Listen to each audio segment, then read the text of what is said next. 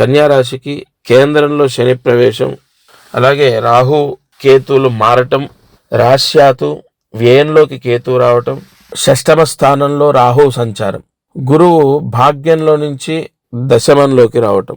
ఈ 2025లో ప్రతి గ్రహము మారుతుందంటే ప్రతి సంవత్సరము గురువు మారుతాడు, రాహుకేతులు మారాలని లేదు.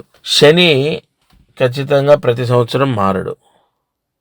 కానీ 2025లో అన్ని గ్రహాలు బలమైనటువంటి పాపగ్రహాలు శుభగ్రహాలన్నీ మారుతున్నాయి.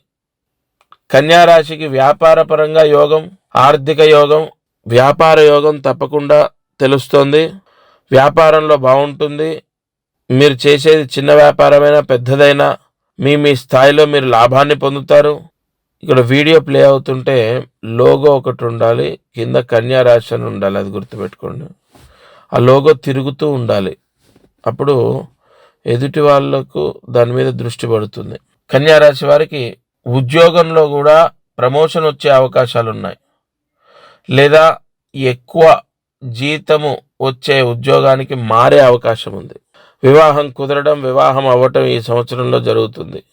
రావాల్సిన డబ్బు వచ్చే అవకాశం ఉంది, ఎందుకంటే శని కన్యా రాశిని చూస్తాడు, కావున రావాల్సిన డబ్బు వచ్చే అవకాశం కూడా ఉంది.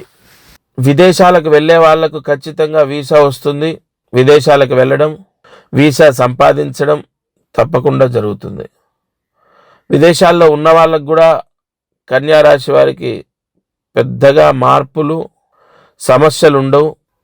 గత సంవత్సరం కన్నా ఈ సంవత్సరము కన్యా రాశికి బాగుందని చెప్పాలి. విదేశాల్లో ఉన్న వాళ్ళకు ముఖ్యంగా, ఇక్కడి నుంచి విదేశాలకు వెళ్దామనుకున్న వాళ్ళకు కూడా బాగుంటుంది. అలాగే ఆరోగ్య విషయానికి వస్తే అనారోగ్య సమస్యలు పెద్దగా ఉండవు.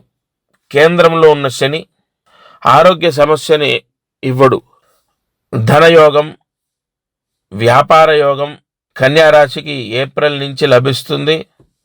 పూర్తిగా జూన్ నుంచి బాగుంటుంది. చదువుకునే వాళ్లకు మంచి పేరు ప్రఖ్యాతలు రావటం, గతంలో ఉన్నటువంటి చెడ్డ పేరు అవ్వచ్చు, బద్ధకం అవ్వచ్చు, కన్యా రాశి వారికి ఉండవు. అసలు ఓవరాల్గా ఈ శని రాశ్యాతు చంద్రలగ్నాతు సుఖస్థానాన్ని చూస్తున్నాడు, లగ్నాన్ని చూస్తున్నాడు. కాబట్టి ఈ 2025 2024 కన్నా బాగుండే అవకాశం ఉంది. Please like and subscribe eagle Andhra.